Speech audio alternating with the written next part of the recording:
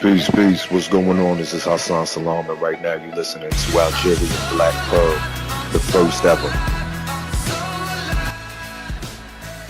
This is gonna be. Just yeah. Is it gonna be live or? Yeah, it's going to be live, Yeah, and we're Oh, okay. also So going to record let me it. make sure I do the tweet because I was a little. Sorry, I'm a little slow today. I was thinking that recorded. So let me make sure that I Yes. retweet. That was most important about Hassan's life, as me being a fan of him, like for years now. Um, he works with charities, non-profits, and youth all over the world. I know that Hassan, in November 2010, he became the first U.S. hip-hop artist to ever perform in Guinea-Bissau. That was awesome, man. And I also followed you in your visit to Palestine to highlight the Palestinian struggle over there. So it's not only an artist that is, he's not only about voicing his opinion into music, but he's also doing a work into getting his hands dirty, which means he goes to places that he talks about in music, and he had conversation with people just as much as he's humble now to be live with us on Algerian platform. Thank you so much for this, Hassan. Um, yeah, everything you said is true. I've had the honor of being able to travel to Guinea-Bissau and Senegal in West Africa, and also, to go to Palestine in East Africa. So it's been a blessing for music to be able to take me to all these different places. Also, I've gotten to do a lot of work here in the United States as well, and travel down to Mexico and a bunch of other places. So I consider it a blessing to be able to do that through music. Yeah, that'd be what's up. As many times as I can get to the motherland as possible, I'm trying to go. Let me just do this, Hannah. I want to ask you about the evolution of hip hop, man, because a lot of underground artists, that's something that has been going on for a while now. That they talk about how music changed from back in the 80s to now, and they talk about what's true hip hop and fake hip hop. You see, how do you see yourself, Hassan, among all this? What do you see as, what do you qualify by a true hip hop? For me, the only thing that I say, I look at it Louis Armstrong said that there's only two kinds of music, good and bad. That's how I look at it. I think people are real quick to say what's real hip hop, what's fake hip hop. You don't really know what's in another man or woman's heart. Sounds are gonna change regardless of the times that we're in. More computers now, less sampling, more people are making their own beats on different computer programs as opposed to cutting up records and using drum machines. So of course the sound is gonna change. I think it's important for people of our generation to not fall victim to what older generations have done, which is shun younger people for their music, because it's important to hear what the young people are saying and what they're doing. Not that I'm old out here, but I'm definitely not in my teens or my early 20s anymore. So it's important for me to listen to what the younger cats are saying, because they dealing with different things that I'm dealing with right now. I think the one thing that would make it more of a fake hip hop per se is when it's corporate sponsored. You know what I mean? When somebody's telling you what to say on a record or telling you what to promote on a record. That's when I try to stay away from that. I'm all about free self-expression and people speaking they mind and what's in their heart and what their truth is. I think a lot of people they have this romantic idea in regards to hip hop back in the day, because there was a lot of commercial garbage back in the day, just the same as today. It's just now it's everywhere because hip hop permeates all culture. Hip hop is all over the world. Hip hop is the number one music in the world. It's involved in pop. It's involved in rock. Everything has hip hop in it now. So there's certain things that have been watered down from our culture, or things that they've said is not popping anymore, but it's still hip hop culture. They try to act breakdancing isn't what's up, or graffiti isn't as prominent as it used to be, but it's still a part of our culture. It's still who we are. It still matters if you have bars or not. So it's so many different factors that come into it now. But I think it's very important that we as the older or the middle generation of hip hop make sure that we don't shun the younger people, and also make sure that we don't have that romantic idea that hip hop was perfect back in the day. Okay, so Hasan, I mean, you're somehow against this idea that, you know, like in the 80s and 90s, hip hop was so much better than today. It's just a romantic idea as you described it. Well, the thing is that people keep saying that back in the days, people were using hip hop as a mechanism, like to defend, you know, to defend their rights and speak their mind. So it was like a means of speaking their minds. See, but now it's like, if you look at mainstream, I mean, it's only about beats and dance. So if you ask like a young person what's hip hop, he doesn't know. He doesn't know. See, what, I like, disagree. You know, like people back in the days, they. I disagree. Go ahead, man. You know, like I think, you know, if you were outside at a protest this past weekend, people were playing Kendrick Lamar's "We Gonna Be Alright." People were chanting Ludacris songs at a protest in Atlanta. You know, hip hop is still the voice of the oppressed, and it's still the means in which we communicate. It's just that there's so much hip hop out there now. There's so much rap. There's so much trap. There's so much of it out there. You know, I look at it like Honorable Elijah Muhammad said a long time ago. You know, like it's like if you feed people this dirty water and all they ever have is dirty water, they're not gonna know what clean water is. So they're always gonna pick that dirty water, you know, like so like Carter G. Woodson said, it's a fool who goes to his enemy to be educated. Like if I'm listening to the radio, that's a corporate radio station, that's Clear Channel or whoever that is, to get my hip hop, then I'm not really doing my due diligence to get good hip hop.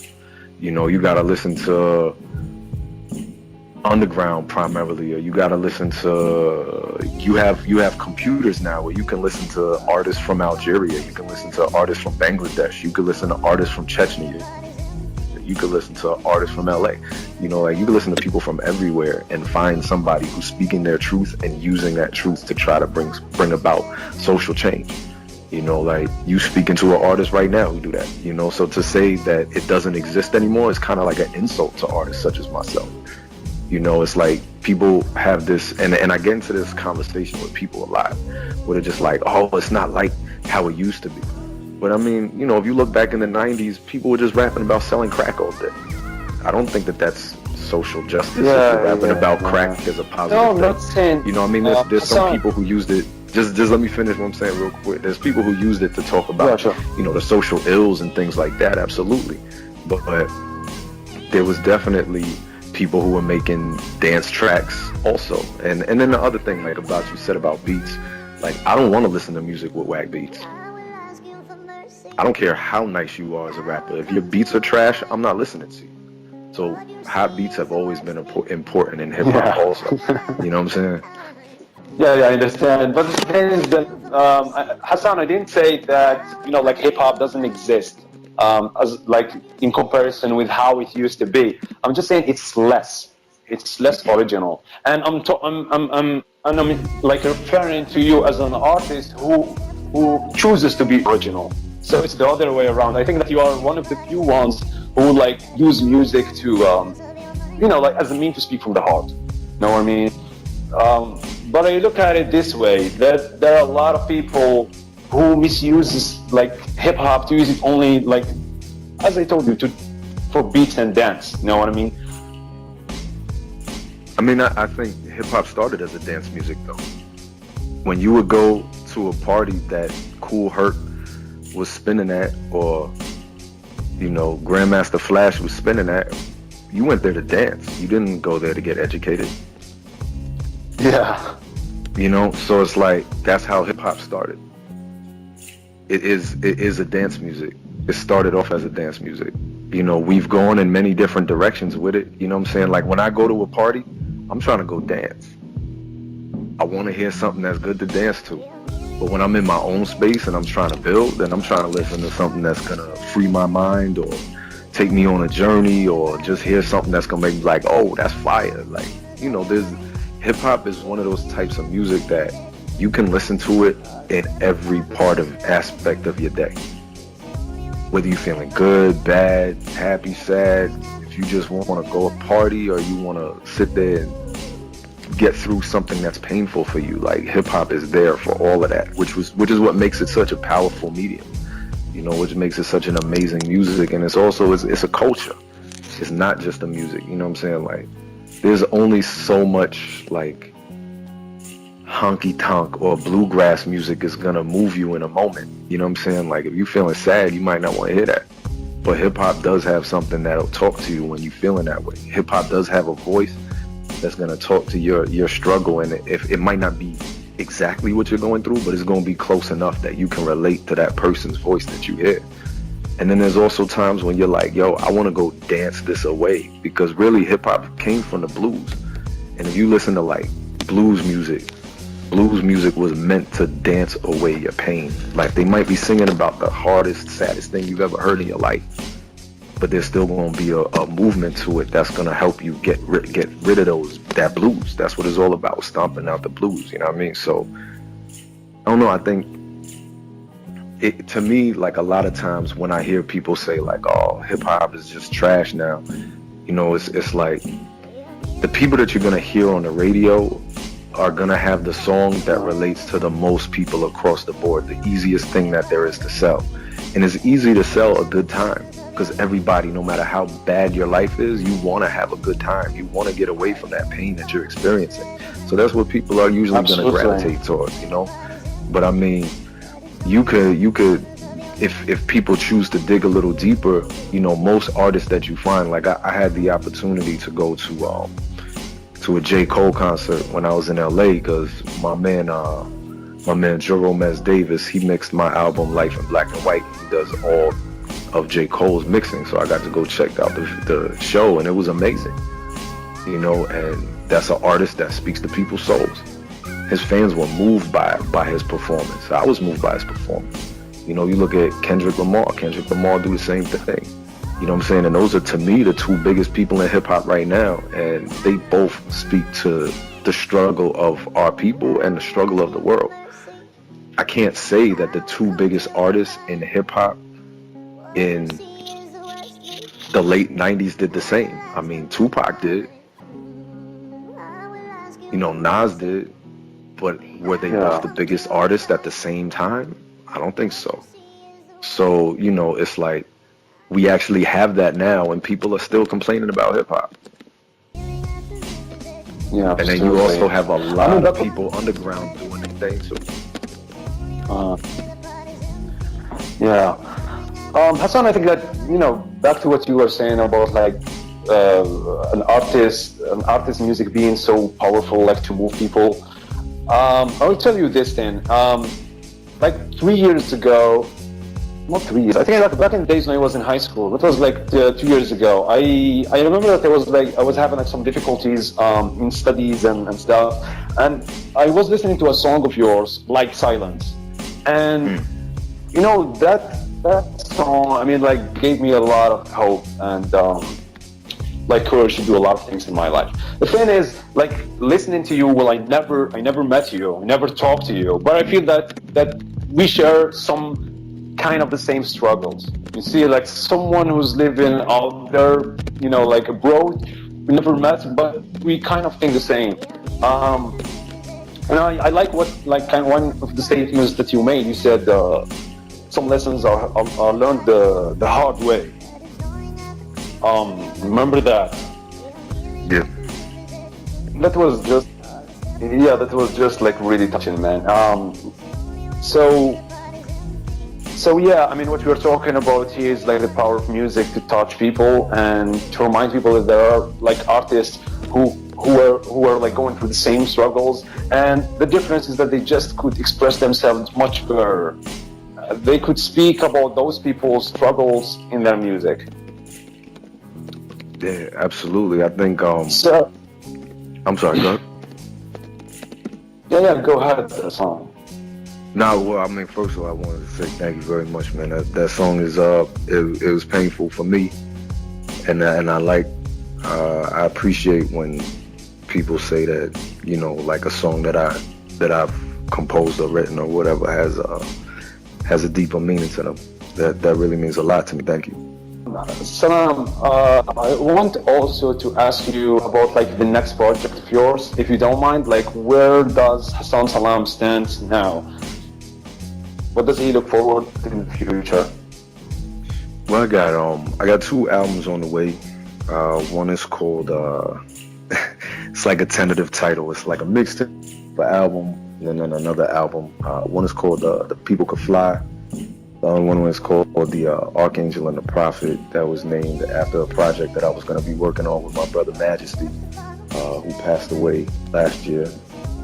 So I'm trying to get a song that we were working on together on there, and some other ideas from a project we was hopefully going to be putting together. You know, he went to Palestine with me as well.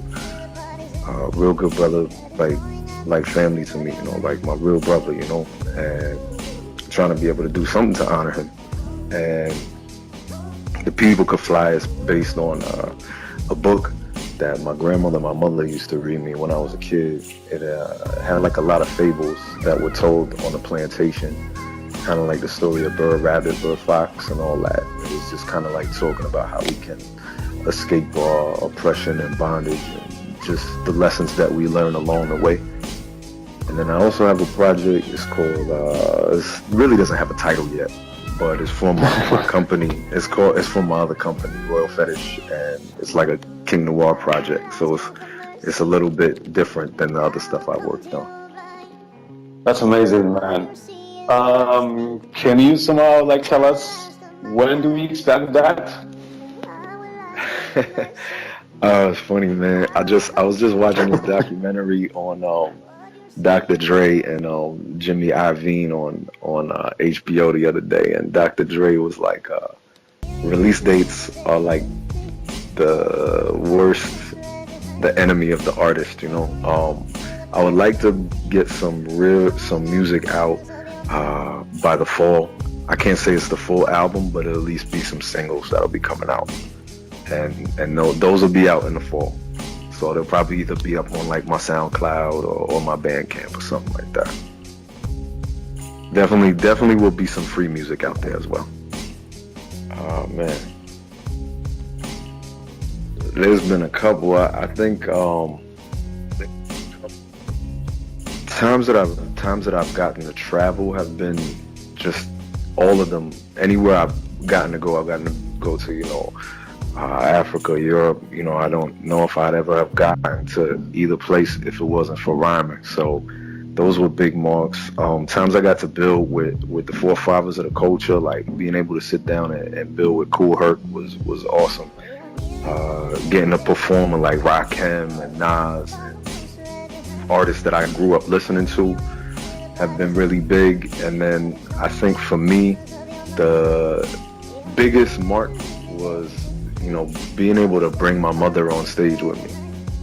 You know, me and my mom's kicked me out when I was 17, and we spent some years where she wasn't too proud of me, you know. So being able to bring her on stage and with a big smile on her face, and I've had her in a couple of music videos now and all that, is that to me like made music help my mother be proud of me again. So I think that's probably the biggest mark I could think of. Hasan, I think that we got also another question. He said, our fan said, what are some of your influences concerning hip hop culture? Like one of the legends that you learned from. The most I ever learned from any MC is Redman. The first tour I ever got to go on, the homie Akir had me on tour with him. It was Akir, Kids in the Hall, and Redman, and it was the Red Going Wild tour. And you know, I'm from Jersey, so I grew up listening to Redman, and Redman is one of the illest all time. He's in my top 3, top 5, top whatever, you know what I'm saying? Like, he's awesome. And watching how he performed every night and showing that he brought like 100,000,000% every time he got on that stage. He always had like a clarity in his vocals on stage. Always had just the livest energy, the great crowd participation, just live performance to me is like, I love performing. That's like favorite aspect is getting on stage and just doing shit in the moment and being able to bring those songs to people face to face.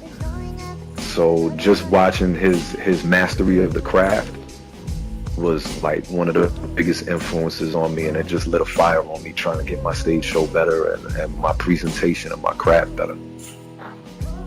Hasan, that's I want to ask you. I want also to ask you about. I know that you did like recent presentation. You and I don't know the name of the girl. I think her name was Jasmine or something. Like presentation on like healthy relationships and stuff. It's Jesset and Jasmine. That's my partner in life and my partner in business. We do presentations all over. We actually did. I'm trying to think of which one you might be talking about.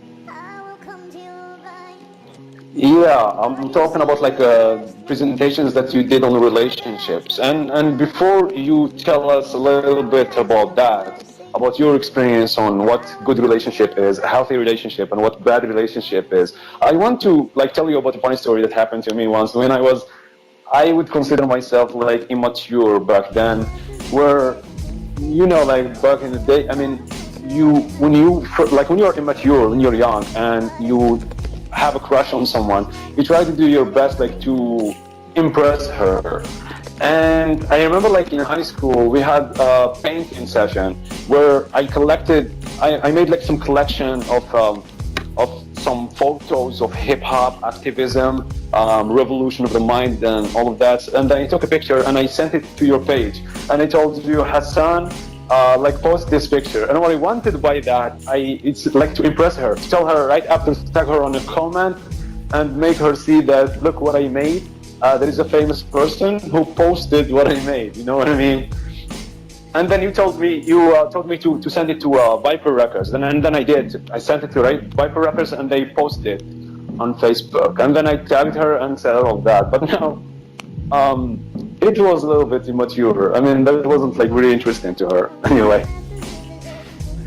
Well, I mean, if she was into it, then she'd be into it. You gotta check and find out what the lady likes first. That's always important. Well, Jasmine and I, we own a company called Jet Setting Jasmine and Royal Fetish Films, and we do parties all over the country and also presentations on different ways to like spice up your relationship, spice up your life, also how to have better, healthy relationships and things like that as well. So probably one of the presentations that we've done that I'm trying to figure out which one you've seen, but I mean, just in regards to healthy relationships and loving relationships, I think the best advice I could give on that is to listen. I think a lot of times when we're in relationships, we either try to jump to a certain conclusion or sometimes people try to tell what they should think and all of that. But I think it's very important that we listen, especially as men. Men, we need to listen to women a lot more. I grew up between Jersey City, Teaneck, Camden, and I also lived in Bayonne, North Bergen, and bounced around a little bit. Thank you, Hannah. So what I was saying, Hasan, is that we talk about like the need to listen instead of like jumping up to a conclusion of what you want your partner to be. Mm-hmm. Somehow we're talking about unconditional love, like love unconditionally, which means not to set some rules over your partner in what he or she should be in order to love them. You know what I mean? Absolutely. So that's what you're talking about, man. Yeah, I think the best way to put it is you can only love someone for who they are. You can't love them for what they used to be. You can't love them for what you think they should be or what you're trying to make them into. If you love someone, you love them for who they are. And, you know, sometimes when you love someone, you might not be able to be with them. They might not be the person for you in a relationship, but that doesn't mean that your love has to stop. You know, not all love is romantic or sexual. There's a lot of different kinds of love that you can have for somebody. You know, I think a lot of times when we're in love with somebody or we love somebody, there's a fear that comes with it. You fear if this person will love you back or not. You fear if this person will honor your love for them, or if they'll honor their love for you, and if this love will last forever. So because of those things, we tend to try and control and manipulate love instead of just let it flow freely. And I think that also what might be the reason of, like you're saying, like when we watch some people having like really long-term relationships, that love that exists like for countless years. I mean, like I watched like once a TED talk about someone who was like making this out. I mean, she was talking about like how we can have like a long-term relationship where we can keep like that level of love and intimacy that we have for our partners. And she said that they're like one of the reasons is unconditional love. I mean, like to love without controlling your partner, to love them for who they are, and at the same time you have a life ahead of you. On the other hand. Yeah. Mr. Salaam, So, Hasan, what do excuse you me. think about, like, what would be your advice if someone asks you, like, how to have a limerence, which means like a long-term relationship instead of just like a short one?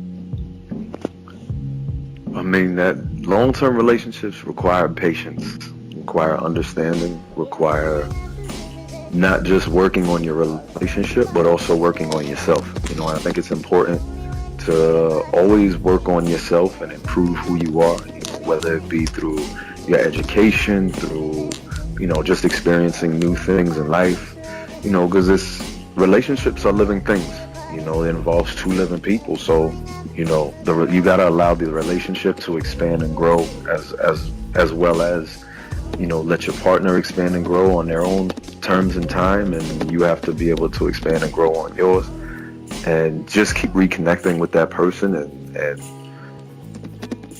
showing how y'all can grow together. You know, I haven't been in like a 30 or 40 year marriage yet, so I can't say how they've made those last. But I can say, you know, in regards to just years on years, it's just important to be honest.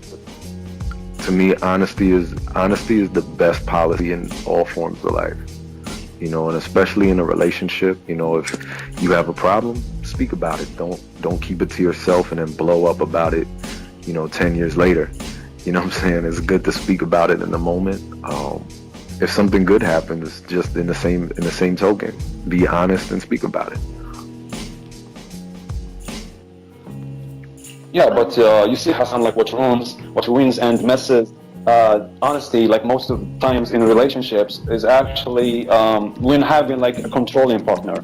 Then again, like the other couples are gonna be afraid of the opinions that they have for each other, like when they do something, right, or when they become like authentic about something. Well, then I would say don't be with somebody who's controlling, because you won't be happy and it won't last. Yeah, and you want to be honest as well. Mm-hmm. I think it absolutely does. I mean, hip hop's still the culture of the block.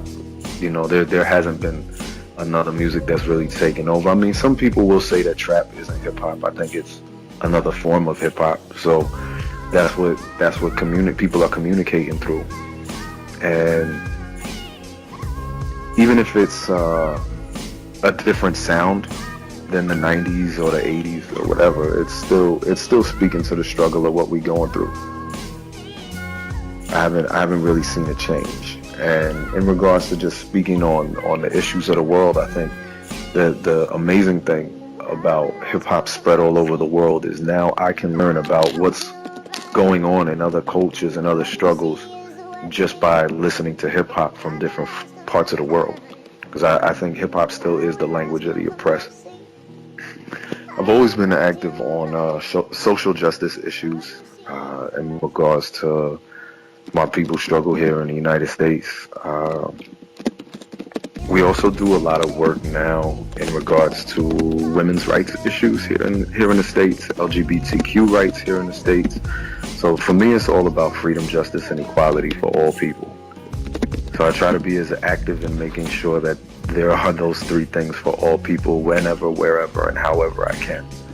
I guess the most recent thing that we've been doing is I've been working with Jet Set and Jasmine and Narissa Irving to try and raise money to get homeless women and women who are in need of menstrual cups and pads, because a lot of women who are homeless do not have these, something that's considered, not considered, but it is a necessity. And here in America also, they charge women extra and tax women extra when it comes to pads and different things of that nature. So we're trying to help women in need get these items so that way they can keep themselves healthy. We've also been doing food and clothing drives. I used to do them in Jersey. We used to do them in Jersey City over on Grant and Jackson, not too far from Journal Square. But we've done that for a long time, and I still do work as much as possible with the homeless. We do a lot of speaking also in shelters for abused women on reclaiming their beauty and reclaiming, that self-awareness and self-confidence that they lost or was under attack in their abusive relationship. Like, he's very generous artist, man. The thing is, I really want to ask you, Hasan, like, what's the essence of all this? Like, what made you passionate about doing all of this stuff for your people? I was just raised that way, I think. My mother, she was an activist. She marched with Martin Luther King. She was in the Peace Corps, and then she became a health activist, working with different organizations in New Jersey and New York, like the Healthy Heart in Patterson and the Asthma Project in Washington Heights. She always just told me from when I was a kid, like, no matter what it is you do, if you're not doing something to help your people, then you're not doing nothing. So it's just always kind of been that way for me. I think that the world is a better place when everybody is able to share, when people aren't hoarding things and stealing from one another or stealing resources from another country. I just feel that there's certain things in life that's just gonna happen. We all gonna have pain. We all gonna suffer in some shape, form, or fashion. Just because the human body dies, that's what it is. But while we're here, we can make it better for one another if we all help one another. All right, yeah, Hasan, that's very interesting. By the way, you are like Hasan Salam. Like, anyone who hears like this name, Hasan Salaam, asks me if this guy is Arab originated. That was your mom, I guess. No, I'm not Arab at all. My mother's African American and my father is Italian and German American.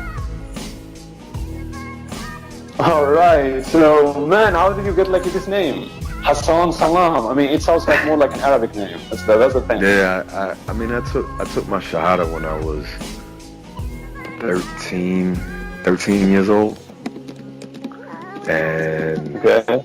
I wasn't raised by my father, so his name really didn't have anything for me, and my mother's family name is a slave name, so I just took the name Salaam because I wanted to be at peace in my life, and every day I wanted to strive for peace. So that was the name that I chose for myself, and for reading about Prophet Muhammad's grandson, about Hasan, his name just inspired me. And then in Swahili, Hasan, it means like a warrior assassin, So I just thought it was a good name. So Hasan is my middle name, and Salaam is my last name. I also like noticed that on your shooter you have Muharib, which means a warrior in Arabic, as tattoo. Yeah. What's the story of that, man? Of that? Oh, well, I have that, and I also have Salaam on my arm. So it's kind of like the balance, because there's this quote from Spinoza where he says that peace it doesn't mean like the absence of war. It just kind of means like to be at peace means you can be at peace in any moment. You make the right decision, you act accordingly. Sometimes you have to be a warrior, no matter what the case being, but you should still be at peace with it. I'm very into studying like samurai culture and things like that as well. And to me, it's just about finding that balance, because there's a lot of things in life you gotta fight for, but you shouldn't be fighting to oppress nobody. You shouldn't be fighting to bully nobody. You shouldn't be fighting to just, hurt somebody because you like hurting people. You gotta fight for a righteous cause if you have to fight. And hopefully you can spend more time at peace than fighting. So it's just about reminding myself of these things. It's like trying even, not in like in hip hop field, but sometimes when you perceive something wrong, and you try to voice your opinion about it. I mean, whether you try to have a conversation with people outside or post it on Facebook, try to, like bring people to discuss a topic and you show them what that is. Sometimes you find that a lot of people are uninterested to listen to some things or to search to it or to know what's happening. And I always like question myself sometimes. I really fall like for some face of doubt and say like, why am I like caring about those people since they do not want to listen in the first place? Like you, Immortal Technique, CF, you've been like activists about a lot of things. Have you like never like questioned yourself when it comes to this stuff? I mean, I don't think anybody, it's human to have moments of doubt or moments where you're like, am I doing the right thing, or am I doing this thing the right way? I think you'd be a sociopath or something if you didn't, you know what I mean? So it's healthy to have moments where you have self-reflection. That's fine. Sometimes we have to draw back a little bit and re-energize or re-strategize to reapproach something in a way that more people will listen to, or will reach a larger audience, or will better express what we're thinking, how we feel, So there's nothing wrong with it. But if you feel like you're doing the right thing, and people aren't listening, then that's not on you. You know what I mean? Like if you're out there doing something good, sometimes if you're doing something for the right reasons, then it doesn't matter whether people pay attention or not, because sometimes they won't pay attention until you're long gone.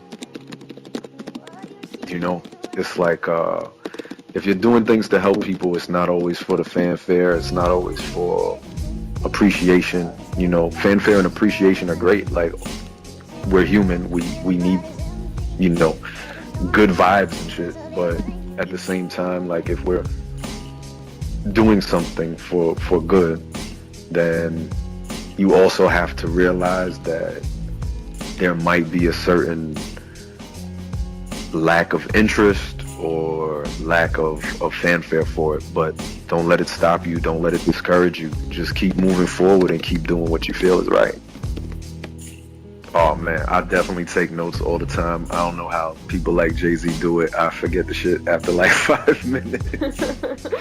But nah, I'm like constantly, people who are around me think I'm like constantly texting somebody, because I'm always like, anytime I think of something, I'm on my phone and I write it all in my phone usually, and then when I get home, I put it on a book, because I used to carry a book with me everywhere. Like, I used to keep like a folded up notebook in my back pocket. And because I'm forgetful at times, I would leave that book in mad random places, and I've lost a bunch of rhyme books like that. So I used to write stuff down on paper plates, on napkins, on random receipt papers. Like, I write everywhere. Like, I constantly am thinking of thoughts and ideas. So my process is, if you ask most of my peoples like Bass Sport or Majesty, rest the dead, I used to drive him nuts when we would write songs together, because I like things chaotic when I'm writing. Like, I'll have the TV on, music on, I'm cooking, I'm on the phone talking to somebody, and I'm blasting the beat that I'm writing to. and then I'm doing all of these things at once, and somehow a song comes out of it. So it's like I kind of like usually I'm around. I need a lot of things going on or whatever, or I need to be sitting by the water somewhere, writing, staring at the water. So my writing process is kind of.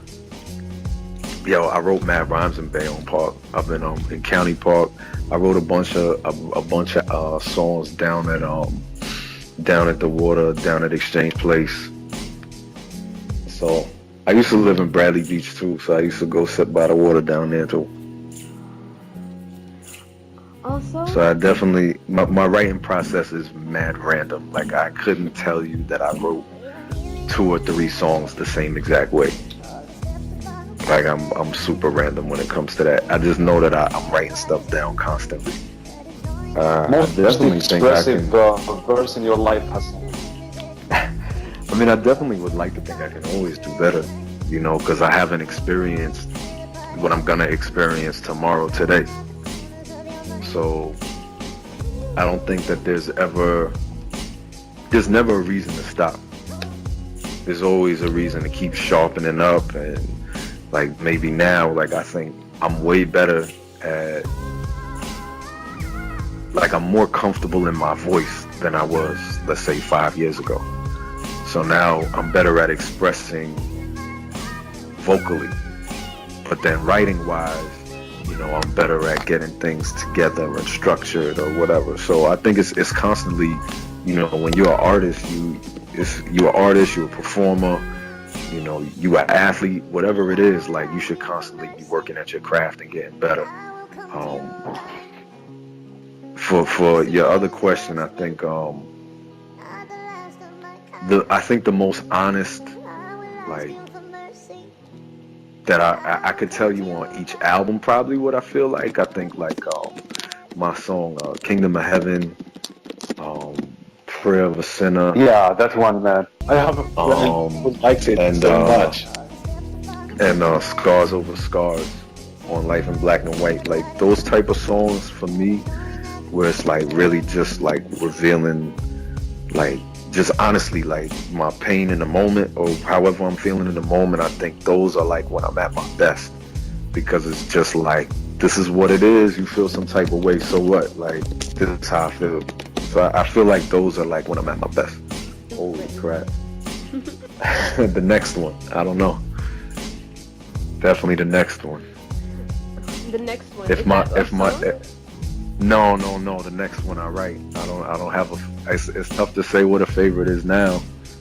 I guess my brother and my mother's favorite song was Tales of the Lost Tribe. Majesty and my mother's favorite song is Tales of the Lost Tribe. My brother Bad Sport's favorite song is Prayer of a Sinner. So I'll say them too. But I definitely want to say peace to all the people of Algeria, and thank you so much for listening in and supporting, and make sure that y'all support this radio show right here, because they're going to keep bringing y'all all the real music, the real hip-hop, and definitely a peace and walk on water to all of your people all over the world, man. Keep striving and surviving and moving forward. Yo, Hasan, before we end this, we're going to take the advantage of you being with us. Can you give us some rhymes, man? Of some song of your favorite or something? I got you. Okay. The bread is my body of work. The wine is my blood transfused through the track and the verse. I tell the truth till it hurts. Apostle of a gospel not found in a church. See, we was rose from the dirt. Born black in America, some call it a curse, but every child born in bondage bears immaculate birth. Nor plant converts the fertile flesh to a sterile breath. Another would-be mother gasp at the sin of death. My mother made full soul food from this ungodly mess, probably best that Pops left. She was nobody's chef. Stress had him cooking different up in Hell's Kitchen. Sniffing blow and sipping firewater became his religion. See, our afflictions are the chains that bind us, and purgatory's here to constantly remind us, until we move on to that light that blinds us. Do this for the remembrance so heaven can find us. That's beautiful, man. Thank you so much, Hasan. Thank you for being with us. Thank you so much for joining us today. Oh, thank you very much for having me. Let me know when you're back in Jersey City or when y'all in the States, and hopefully we get something rocking, you know? All right, thank y'all again, and Salaam alaikum to everybody out there. If you ain't got a drink in your hand, something is wrong with your fucking life. Family, my flow, faith on my dough, freedom,